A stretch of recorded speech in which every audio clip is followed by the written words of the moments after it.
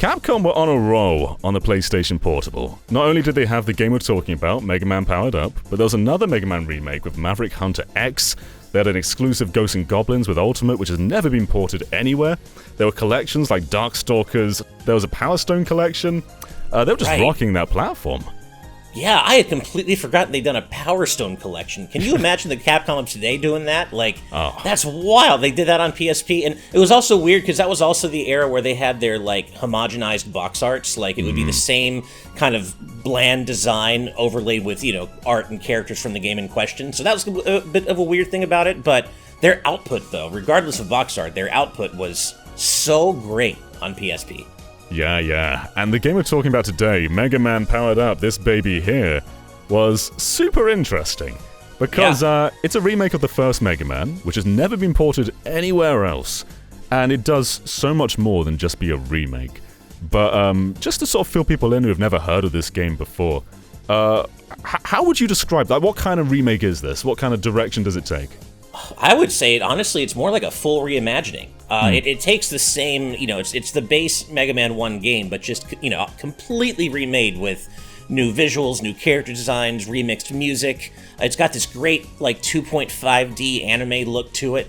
It's got really cute sound of it's a cutified version, I guess, of Mega Man 1, but it also adds 2 new Robot Masters to bring it up to the usual 8 per game instead of 6 that the original had. So they added Time Man and Oil Man, and Oil Man was a bit of a weird thing. We might get to that, we might not. But and then they also added a ton more playable characters. You could play as 4 different versions of Mega Man. You could have him with his slide, his charge shot, which he never had in Mega Man 1. And you could play as all the Robot Masters, Cutman, Gutsman, etc. And you could even play as Proto Man and Roll. And they had Roll had DLC costumes, one every month, seasonal DLC costumes. And so it's like Mega Man 1 reimagined with a bunch of new stuff added to it. And then, of course, the construction mode. Yeah, there's a ton of stuff in this game. And even just sort of plays differently too. That there's minor things, like your shots don't go through walls, and neither do enemy shots, which changes the whole dynamic of how you play.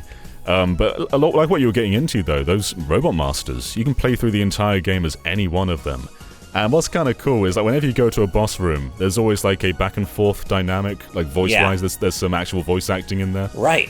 And when you're playing as a Robot Master, it can change the dialogue. And you can also encounter Question Mark, who is Mega Man, and you can fight him as a Robot Master too. Right. There's just so much cool stuff in there. They went above and beyond, and you also mentioned the construction mode, which I think is kind of what this really hinges on. What is that? What is the construction mode? It's basically, as we were talking about before, John, it's basically like the proto Mario Maker. Yeah. But over a decade before Mario Maker would actually come out, or maybe almost a decade. It was 2006, and Mario Maker was 2015. So we're pretty much talking a decade. Just about. Yeah. And obviously it wasn't as fully featured as Mario Maker, given the technology at the time, but it was a really competent level editor that offered several different enemy and scenery packs, and you could make a pretty big stage. You could make gigantic levels, really.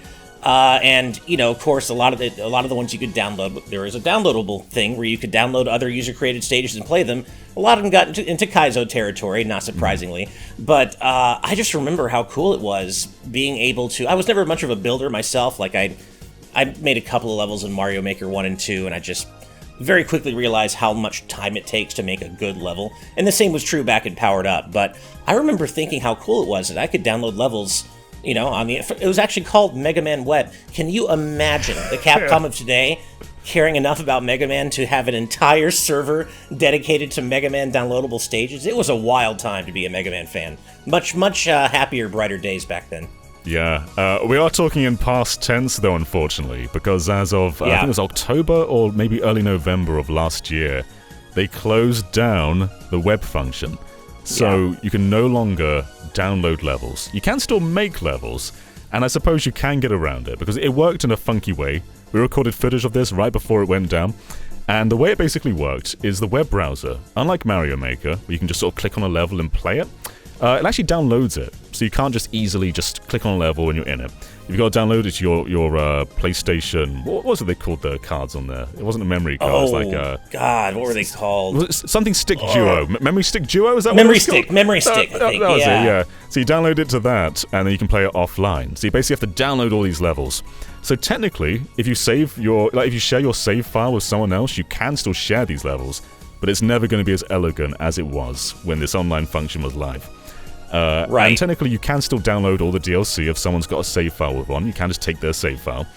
But they had so much DLC on there. Ash was saying there were like 10 role costumes. You can get like a Christmas role or a Ghosts and Goblins role. A summer role, and yeah. so many cool things. Now, they're fortunately, a lot of consoles have made available save files that you can download from, so where you can get everything. Like, I just saw one, it's like a save file of 83,000 user-created stages for Powered Up, and you can get all the ones that were officially released too, because they were official ones as well, coming from Capcom. And weirdly enough, a couple of game magazines made their own, like, custom stages with their own custom graphics. Game Informer did one, and GameSpy did one. Like, weird stuff. Yeah, like some graphics were also downloadable. Like the base game had a bunch, and I think they're sort of based on most levels in the game. And not every template would give you all the enemies from the game. So like if you were to do a template based on like Oil Man, you'd get the enemies from Oil Man's stage, but you couldn't just pick and choose from everything. But like the more they released, the more templates there were. And you could end up getting things that were never in Mega Man 1, like Mega Man 2 and 3 enemies, and so on and so forth. So that was absolutely rad. This game it does so much that it didn't need to do. It just needed to be a Mega Man 1 remake. But somehow I don't know why they kept pushing. Like, there's so many different characters, there's different ways to play as Mega Man, there's cutscenes, there's a builder, there's online.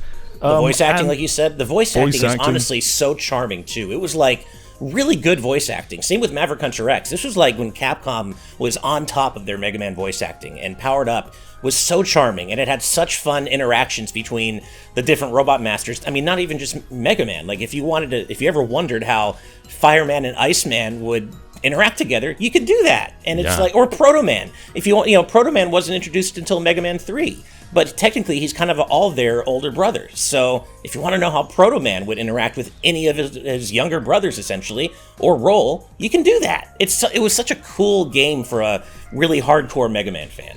Yeah, it's just incredible fan service all around.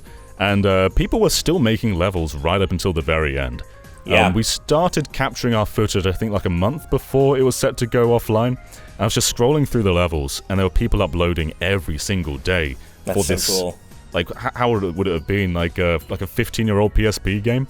And people were still online posting their stuff. Right. Which is rad. Right up until the very end.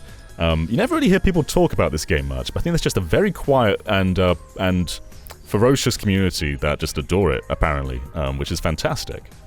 Yeah, no, it really is. And one other thing that's kind of unfortunate about how all this went down is not only is it a bummer that Capcom finally took the servers offline for it, but so the original plan, according to Keiji Inafune, was that he wanted to remake the entire series in Powered Up style, go all the way up to, it was 8 at the time, and he wanted to remake Mega Man X through X5 in the Maverick Hunter style. And unfortunately, the sales just weren't there for the PSP in certain territories, and the sales just weren't there for the Powered Up and Maverick Hunter X, and that just kind of killed the vibe, I guess, and they just kind of put a stop to those plans. But there was a timeline out there where all these games got remade in the Powered Up style, and I would imagine that they would have all had construction mode, and maybe they just would have iterated on it every, for Mega Man 2 Powered Up, it would be a slightly better construction mode, and so on and so forth. And it's really a shame how that all turned out, because when Capcom cares about Mega Man, when they really care, they do really special stuff with the series, as we saw 5 years ago with Mega Man 11. Yeah, I mean, it's great that they were going to continue with this, but I think if they were to do any Mega Man game, the first one's kind of the one that needs it the most. And there's a remastered mode, which is just the standard mode, but there's also a classic mode, which puts it in 4:3. Because the standard mode, it's in widescreen, but they kind of crop the camera in a bit closer. Whereas the classic mode, you get the proper aspect ratio, like an NES would have. Has the old school NES remix, NES music, I mean. Yeah. It didn't change everything, though. Like, shots would still not go through walls. It didn't play exactly like the NES game did, but it was closer to it. But do you think there's a reason that Powered Up isn't necessarily as talked about these days? Is it just because it was a PSP game that not many people played, or do people just... Is there something about this game that didn't really resonate? I think it's more the fact that it was a PSP game. There wasn't much of an audience for Mega Man on the PSP for whatever reason. I couldn't tell you why. And I think it's more that they're just more forgotten than anything. I don't hear a lot of people talking about Maverick Hunter X in a vacuum either. I hear them talking about it as a remake of Mega Man X, but not by itself in a vacuum. And same thing with Powered Up. I feel like I hear that talked about even less. Yeah. And I don't think it's because it wasn't popular. I think by and large the people who played it really liked it. I recall it reviewing well, certainly, and I think it just was the PSP curse, unfortunately. And you don't really hear anyone talk about Capcom's other games from the PSP era either. I mean, I forgot at the beginning of this discussion that they did Power Stone Collection. Yeah. And I remember the Ghosts and Goblins one, but I couldn't tell you what it was called. And so I just think it was more of a PSP thing, a PSP and Capcom thing, but not necessarily Mega Man Powered Up itself. Mm-hmm. I kind of wonder if the art style maybe didn't jive with that audience too, because it is very cutesy, and maybe they wanted something a bit more mature. But I do remember that, actually, specifically being a complaint among some hardcore Mega Man fans, which was that they didn't like how cutified and chibi-fied it was. And I mean, I don't know. I thought it worked. I mean, to be fair, I think like the style and the art style we get in like Mega Man 8 and Mega Man 11, that is my favorite version of classic Mega Man, when he's taller, a little more slender, a little bit, has kind of an edge to him. That's my favorite version. But I thought for these remakes, the chibi-fied version of all these characters worked really well, and the sound effects were also squishy and squashy and cute, and the game just had such a clean look to it. And there were those fans out there who were like, oh, it's too cute, I want something more mature. I thought it worked. Right. And they were going to make, was it Mega Man Universe? Like a standalone creator game? Which is, I guess, just an expanded version of what this would have been in the first place, because we already had a game making Mega Man levels. I think I was just going to take it further, but then it disappeared into the ether. Well, Mega Man Universe was going to be a remake of Mega Man 2 with then just this whole hub of user-created content that you could build out from that. And they were going to be crossovers. Was that basically Powered Up 2 then? Basically, just with a completely different arts, like multiple different art styles and concepts. Because I remember from the trailer, you could play as not only like Rock Man, like as we know Mega Man, but you could play as like Western version art Mega Man and Bad Box art Mega Man, and there was like was Ryu in there? Am I making that up? Yeah. So there were going to be crossovers with other Capcom franchises like Street Fighter. So it wasn't going to be quite the same thing as Powered Up 2, because it wasn't going to have that same cute art style, that same chibi art style, but it was going to be Mega Man 2 with a whole hub of user-creatable content built out from there. And for whatever reasons, there are explorations out there into why it never came together. But and unfortunately, just didn't quite make the cut. Mm-hmm. Let's talk a little bit about the exclusive Robot Masters, because I'm sure there are people watching this who have played Mega Man 1 and don't know what a Time Man is or what an Oil Man is. Oil Man's ability is interesting, because it's pretty much Funky Kong from Tropical Freeze. Like, you can pretty much just surf along on his oil stuff, which is cool. But you're the Mega Man guy. What makes these Robot Masters unique? I think Oil Man is unique because, as you said, his special ability, his oil slider is probably the least, probably the weirdest out of all the Robot Master weapons. You know, a lot of the others are more straightforward, like the Ice Slasher, Rolling Cutter. You're shooting things, you're throwing things. With the oil slider, the only way you can really, damage or do decent damage was by, actually sliding into enemies, which felt not always easy to do. I remember Oil Man, playing through the game as Oil Man always felt hardest to me. Trying to act, by far. Your shots bounce around too, and when they're out, you can't put more. So sometimes you've just, if you're in a boss arena and you fired your shot and you've missed, you've got to wait for it to stop before you can fire another one. Right. Which is that's so tough. Very unwieldy. Oil Man was definitely the expert mode character. And by the way, every character had 3 different difficulty levels for every level, which made for something like 300 different stages to complete. if you count all the different difficulty levels. It was crazy. But yeah, Oil Man felt like he was almost impossible to get through expert mode stages sometimes. And Oil Man 2 is just weird because, I mean, there's, of course, the whole thing about his design. Thankfully, Capcom changed it for the US version, but if you look at his original Japanese design, it's a little iffy. It's a lot of iffy, and yeah, I think that's the less said about that, the better. They made the changes they needed to make for sure. But what was also weird about Oil Man was I remember from some of his exchanges with Roll in particular, he kind of gave off a vibe that he had like a crush on her, and he'd call her like, "Hey, baby," he would call her baby, and I'm like, that is literally your robot sister, man. Like, what in the like? I don't know. It was weird. They did some weird stuff with Oil Man. Time Man, I thought, was always cooler. I really liked his design. I liked his power. He was officially the precursor to Flash Man. Like, apparently Dr. Wily created Flash Man based on Time Man's schematics. So that's why, Flash Man, he can stop time. Time Man, coming before him, could only slow it down. But still, kind of a little bit of cool lore there. And I liked his voice. I liked his design. I liked his power. He was always the more interesting of the two additions to me. Mm-hmm. I just saw Cutie Caitlin in live audience say that Oil Man was planned for the first Mega Man, as in the NES game. I hadn't heard that before. Right, so he actually was. I completely forgotten about that. I think now that I am like seeing this, I think I knew that at one time, but I had completely forgotten. Yeah, that's rad. So they sort of really restored lost content there. That's so cool. Yeah, no, that was really neat. Time Man, I guess not, as much, but Oil Man, yeah. Yeah. So, I think we've spoken a lot about this game. I just want to touch on Maverick Hunter X a moment. This isn't a discussion about that game. We might talk about it in the future sometime, but that's it kind of took Mega Man X in the same sort of direction. Just a 2.5D remake, changing a few bits up. But it's not as extensive as this one. I wouldn't say beat for beat. It actually changes things up in a few interesting ways, like the armor upgrades are swapped around. So if you're playing through Maverick Hunter X, as you would Mega Man X and going through your usual route, you're going to get surprised and stumped because you're like, wait, that's not where this was in the original game. And so I appreciate that they did that. But yeah, otherwise it was very much a more straightforward kind of thing.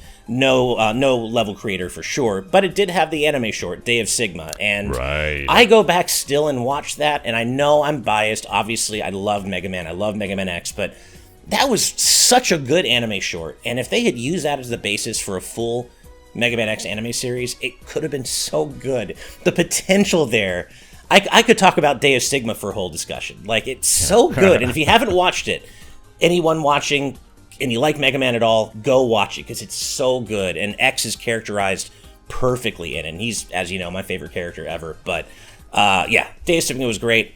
You got to stop me, because I could talk about Maverick Hunter X. Yeah, we'll cut easily. It there. So, yeah. I think the PSP is a really interesting console to look back on. Square Enix and Capcom carried that thing. Like, Square was on all cylinders with Final Fantasy games like Crisis Core and the definitive version of 4 and like 1, 2, and 3, and so much else. Right. But yeah, then Capcom, as we've said, they were just pulling out all the stops with original games and compilations. And Powered Up is just a really interesting game. Hopefully one day it gets re-released. But even if it does, I'm not entirely sure if it was going to have its online functionality. I'd hope it would. Yeah, I would too. It's funny when you talk about it potentially getting re-released. I feel like that would be a fairly... I mean, obviously, porting things, there's not like a big red port button that you press and it's done. Porting is, takes a lot of time and effort. But I feel like the audience for the Switch is just the right kind of audience that would maybe, see Mega Man Powered Up as something very appealing on the big screen, like a Mega Man Powered Up HD, bring back the level creator, have online functionality. I feel like that's something that would actually have some appeal for the Switch's audience. So, yeah. I don't know. I don't know what Capcom are doing with Mega Man these days, but if anything. But that just seems like it would make sense. They love collections regardless. They love their collections. I think you could just do a Maverick Hunter X and Powered Up collection. It probably doesn't need much more than that. Yeah, I mean, honestly, if you just did those together, released them as a pack, HDify them a little bit, I think that would carry some appeal. I mean, we just recently got the really odd announcement of Mega Man X Dive Offline, and I'm sitting over here thinking, why aren't they releasing this for Switch? Like, the audience is there. It may not be the Mega Man game everyone wants, but it's still a new Mega Man X game, and the Switch's audience, a lot of Nintendo fans, a lot of Mega Man fans, I would think, it just seems to make sense, but I don't know. I'm not the one paid to make these decisions, so who knows, right? One day, maybe. But one day. We'll probably call it there, though. Mega Man Powered Up, a game really ahead of its time. An awesome remake of the first Mega Man. But also, it did Mario Maker 9 years before Mario Maker. Not as intuitive, but it still allowed you just to make your own levels on a handheld from 2006. And you could just post them and share them with the world.